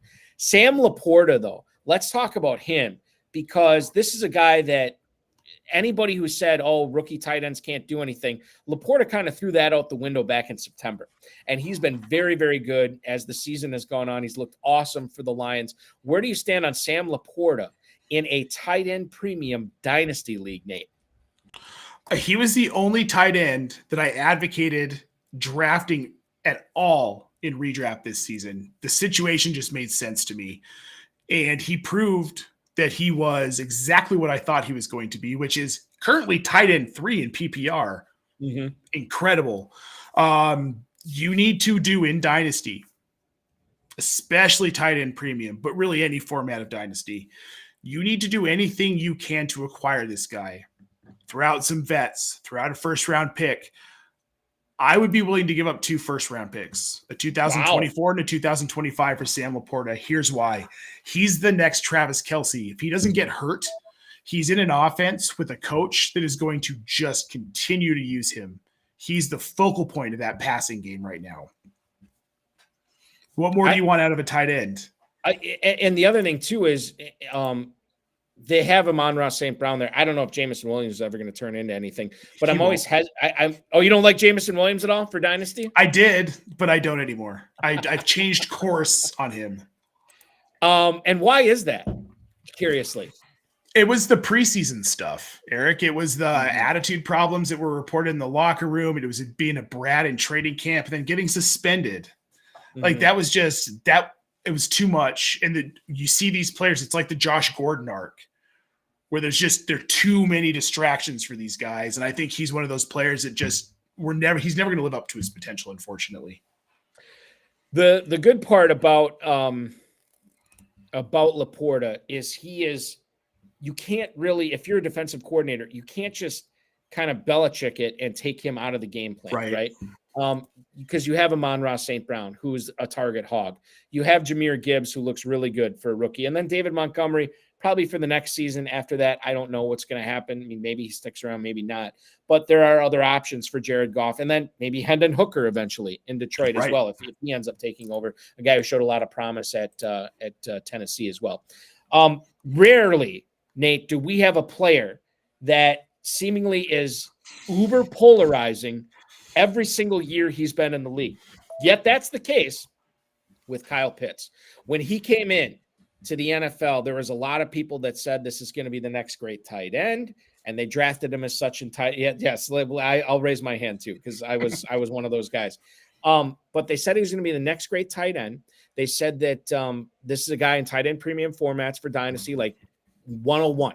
Over running backs. And I can't remember what running backs came in the year that he did, but there are plenty of people taking him in FFPC Dynasty tight end premium leagues at the 101. Yep. Then the following year, he was polarizing again. Well, I mean, he's got to take another step forward. He's going to be great. And then there are a lot of people fading him saying, no, this guy is a bust.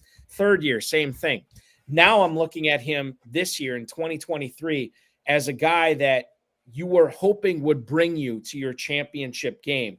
And if you are in your championship game, you have dragged Kyle Pitts, Will Smith into Independence Day alien style behind you, right? Like that is how you've gotten into your championship game.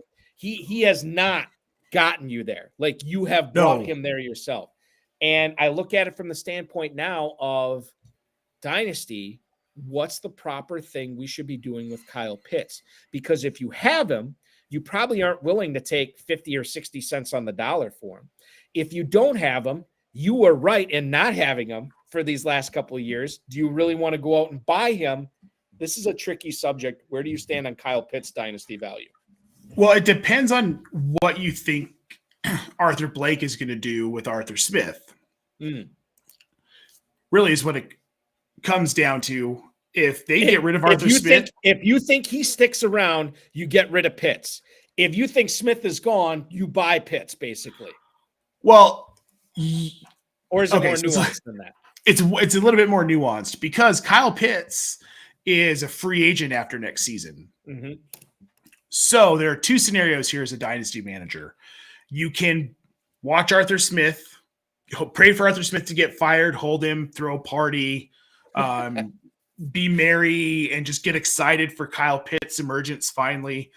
And if that doesn't happen, then you can either sell him for fear that things are just dark forever and Kyle Pitts is going to get yeeted into the sun by Arthur Smith and we're never going to see him again. Or you can hold on to him because at this point, you've held him for now 3 seasons. Yes. Tight end 6, tight end 33, and then now he's tight end 12. Hold him for 1 more year. This is what I'm saying to do. Hold him for 1 more season because he is a free agent at the end of the 2024 season.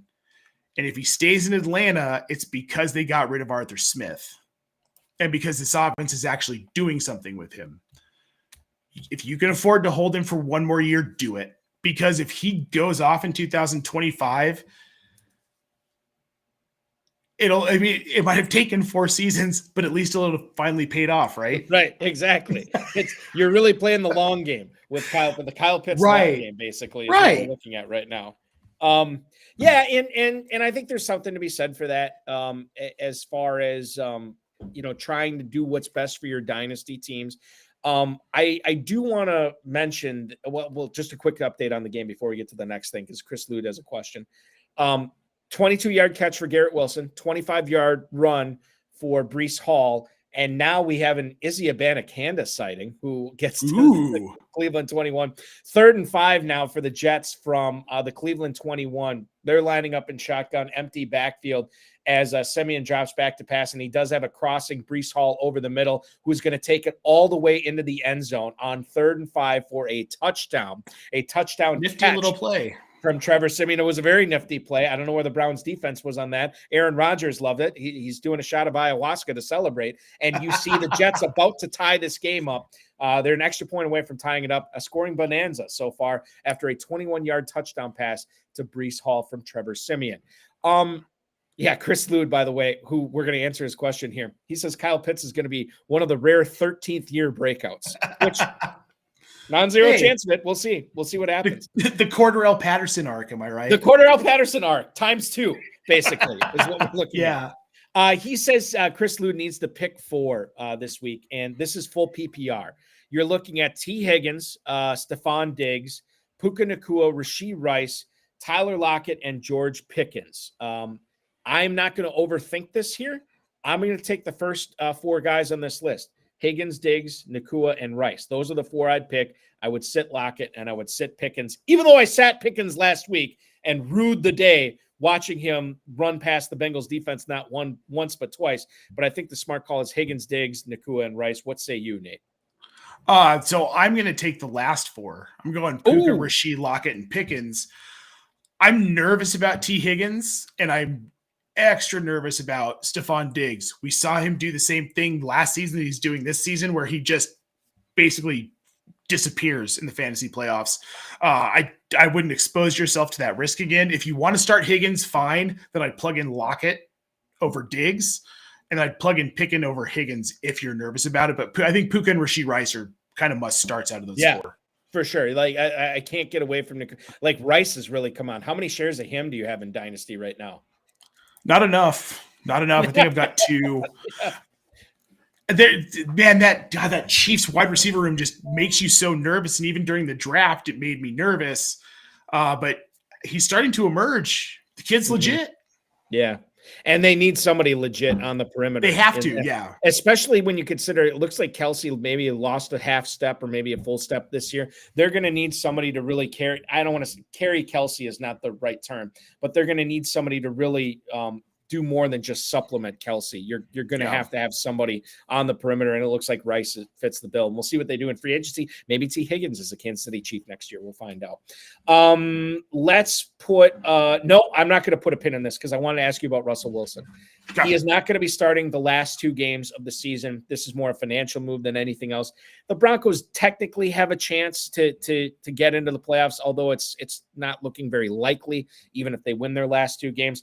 Look, you're at the epicenter of this. The eye of the storm is Nate Polvogt in Denver, or at least are you in Denver? You're in the Colorado. I'm a suburb of Denver, just outside. I can beat a Mile High Stadium in about 20 minutes. Okay, perfect. Which is about my travel time to Lambeau Field here in Northeast Wisconsin. Russell Wilson, not going to be a Bronco next year, right? What do you do in Superflex Dynasty? What's look into the Polvogt crystal ball? What does it hold for Russell Wilson in 2024? So he's lost a step. My first extended tweet with my Twitter blue, instead of doing a thread here, was last night about Russell Wilson. And this was the gist of it, is that he needs to find a team that's not going to ask him to do a ton. He's 35 years old. He's lost a step or 2. He's not ever going to be that explosive playmaker that he was in Seattle. It's just not in his wheelhouse anymore. He knows it. Sean Payton knows it. So, look, we've got my dude in the Golden State jersey. Oh, there he is, wearing the Curry. He's repping Curry tonight. There he is. Careful, buddy. We love it. Dad, can I please put my headphones on? I think that we've got an excited kid here. Yes, I can tell. Is he wearing eye black, Nate? Is that he eye is. black? He's a total sports nerd. It's awesome. He's into the Broncos. He's into basketball. He's into baseball. He got a cool Broncos helmet from Santa Claus for Christmas. So, right. And as far as Russell Wilson goes, look, he's going to find somewhere. He's going to find a team. It just has to be someone who doesn't ask him to do a ton, someone that doesn't ask him to be the guy who carries the team. He needs a run-heavy team with good wide receivers, good tight ends, and a good offensive line. Do you know who that sounds like to me? The Seattle Seahawks. Right? What are the chances that Wilson actually makes a return to the Seahawks next year? 0. I couldn't see that happening. There's too much fractured with the franchise. Yeah, I got it. Okay. Let's do this. Let's step out and take a quick break. When we come back, we're going to get into some lineup advice. Nate's going to help you along with this with players like Devin Singletary, Gerald Everett. We're going to get into. We have not talked about Deontay Johnson. I think he's a compelling situation, or he's in a compelling situation for championship week this week as well. Nate Polvogt from Razzball and Fantasy Pros. I'm Eric Balkman from the FFPC, HSFF, or RotoViz High Stakes Lowdown. This is the High Stakes Fantasy Football Show on the Better Sports Network. Don't go anywhere. We'll be back next with your start sit championship lineup decisions. The NHL games. I had a conversation with Coop A Fiasco yesterday when we were producing High Stakes, and he was talking about playing video games. And since he covers fantasy football, I said, "Hey, are you going to be getting the new Madden this year?" And he goes, "Yeah, I don't really play Madden. I play NHL." And that tells you, and it really does, that I do feel that the NHL game is better than Madden. I feel like Madden is overrated. The NHL game is so realistic. I don't know if you guys saw the trailer and all the new additions that they added to this game, but it really looks good. I tried finding all the games that I had of NHL, and I thought I had a lot. I only have 4 of them. And that's because I used to live with my my roommate and good friend who got me into hockey, and we would play most of it in his house. So he has most of the games, but I do got 21. There you go. I got NHL 18. We got Connor McDavid up there. NHL 12, I think, was the start of the new consoles for me. But the big one, the holy grail of NHL games. NHL 94 for the Sega Genesis right there. Look at that. Look at that beautiful cover. Look at it. Looks like a VHS tape. That's how good this game was. Now let me stop you right there. So people, VHS tape, if you don't know, it's this like rectangular black plastic with the magnetic tape on the inside. Tape's this big. You put it in something called a VCR. For a little while there was something called Beta that didn't last too long. Look at this cartridge. I mean, they're not cartridges anymore. They're either discs or those little memory cards. But man, that thing is thick, right? And you don't even need a cartridge or a disc anymore. You can buy the digital version. And then you got Ron Barr on the book. I mean, he used to be always in the intro telling you about the team and what was going to be happening in the game. So NHL 94 is by far my favorite game, sports game. I love that game. Season going through the playoffs. The FFPC has 2 playoff challenges with either a $100,000 or a massive $500,000 grand prize. All you need to do is pick 12 players at myffpc.com.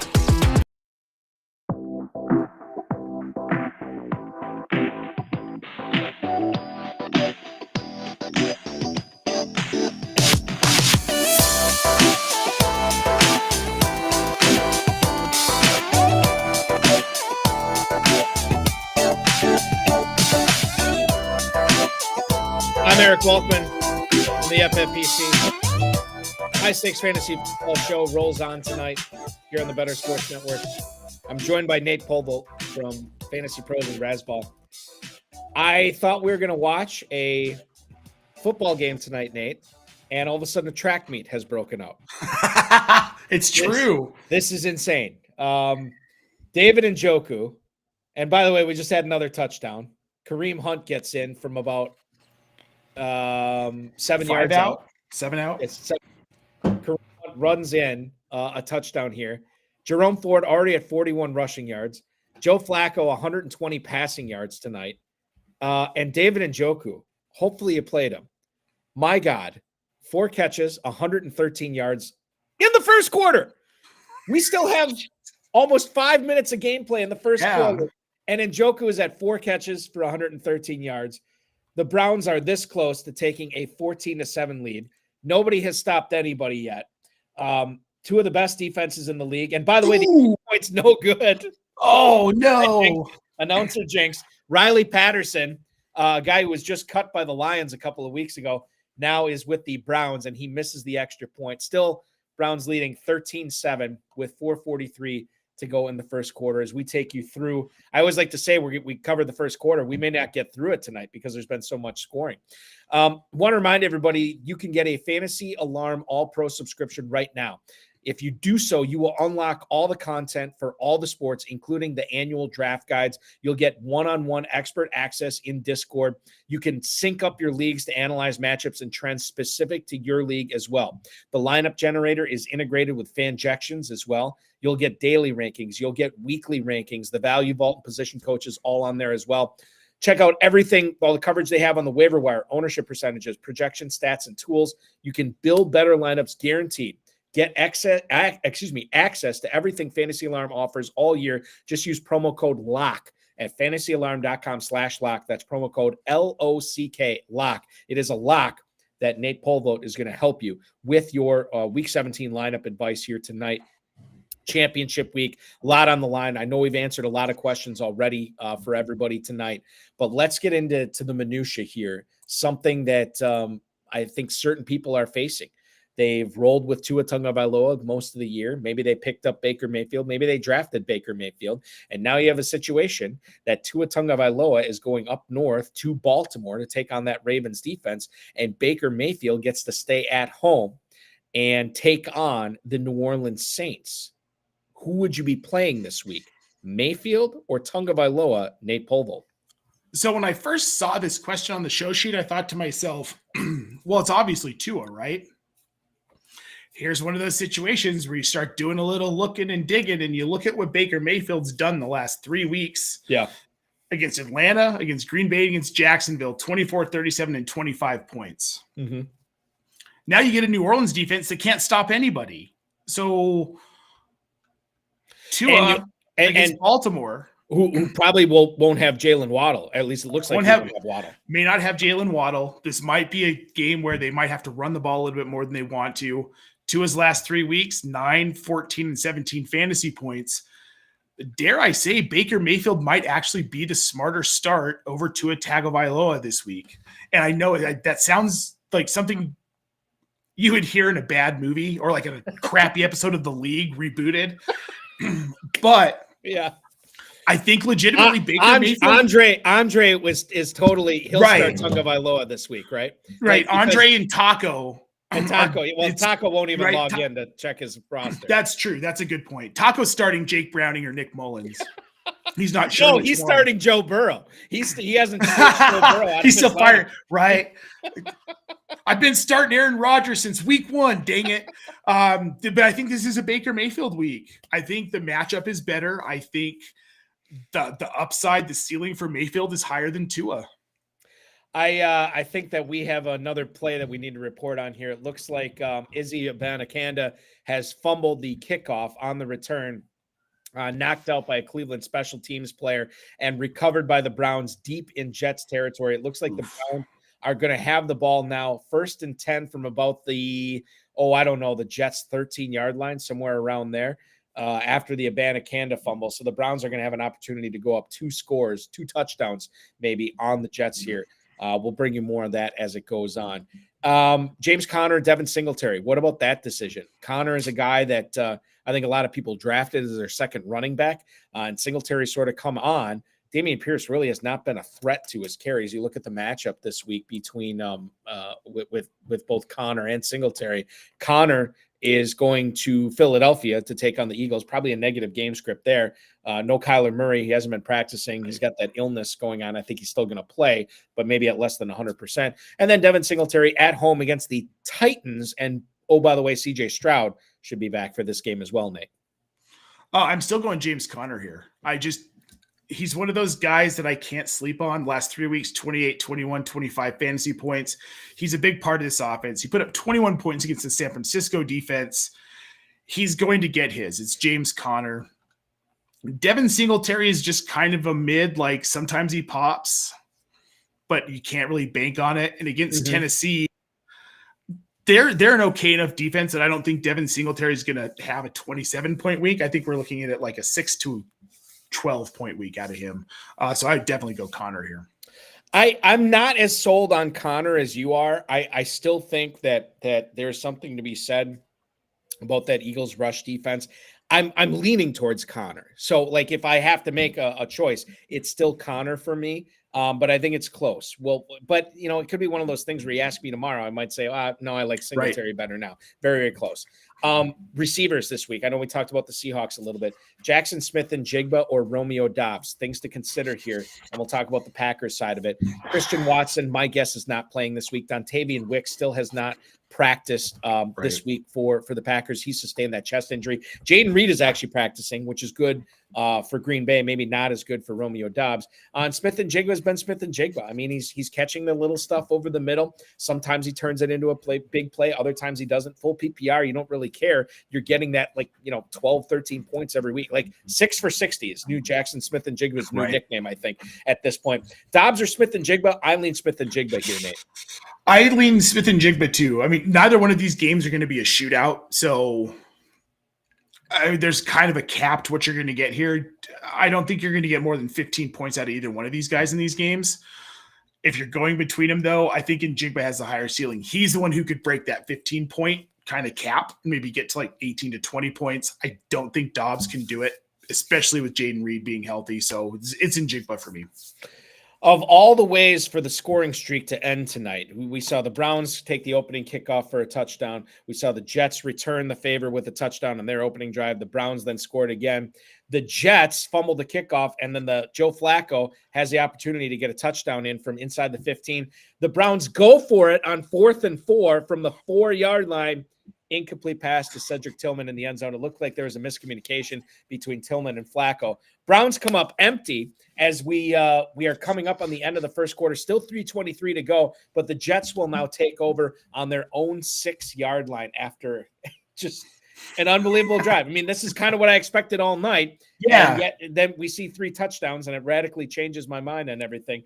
Crazy stuff going on. They're just out there trying to preserve your under. Eric, they were probably watching the show before the game, before they ran out of the tunnel, and they're like, no, but we like these guys. We want him to win. So we have to let off the gas at this point. And the Browns let off the gas there. Tight ends, Gerald Everett or Chig Okonkwo. Okonkwo, who has had a couple of decent games here down the stretch. Gerald Everett, who could be playing in an offense that will not have Keenan Allen. It will not have Joshua Palmer is dealing with a concussion right now. I don't really see the reason why you would bring Keenan Allen back if you're the Chargers yet this season. And it's going to be Easton Stick throwing the ball as opposed to Justin Herbert. So I think there's a lot of variables at play. There's a lot of moving pieces here. If you could only play one of these tight ends in an FFPC tight end premium league, 1.5-point PPR, Nate, are you going with Everett or are you going with Chig Okonkwo? Okonkwo, by the way, I should mention this. I should mention the matchups here. Okonkwo is going up against the Houston Texans this week in Houston. And then Gerald Everett is at the Mile High City in your neck of the woods taking on the Broncos. So I love Chig. I was high on him coming into the season, drafted maybe a little bit too much of him. But this is a terrible matchup for him. I against Houston, I don't like it. It's a division game. Houston has something to play for. Tennessee doesn't. Versus Gerald Everett, who is going up against a Denver defense that cannot stop tight ends and without a lot of other receiving options. And I know it's Easton Stick, but Easton Stick actually really hasn't been terrible. I think it's Gerald Everett for me. I think his ceiling is tight end like 3 to 5 this week in this matchup, which is ugly. And I don't like saying it, but that's where we are. Right. I'm with you. I think it is Everett. I don't hold either one of these guys in high regard. I don't think either one of them turns it on and, churns out like a 20 or 25 point week. But I will say Everett is my pick here over Okonkwo. All right. I teased this before the break. What about a flex question here? David Montgomery or Deontay Johnson? Now, David Montgomery is sharing the backfield with Jahmyr Gibbs, which you could make the case is actually a good thing for his fantasy value. Sure. David Montgomery is playing Saturday night in Big D, taking on the Cowboys. Deontay Johnson is going to be going to Seattle to battle the Seahawks there. Which way would you go on this, Montgomery or Johnson full PPR? Well, if we would have talked about this, I don't know, like week 8, I probably would have said David Montgomery.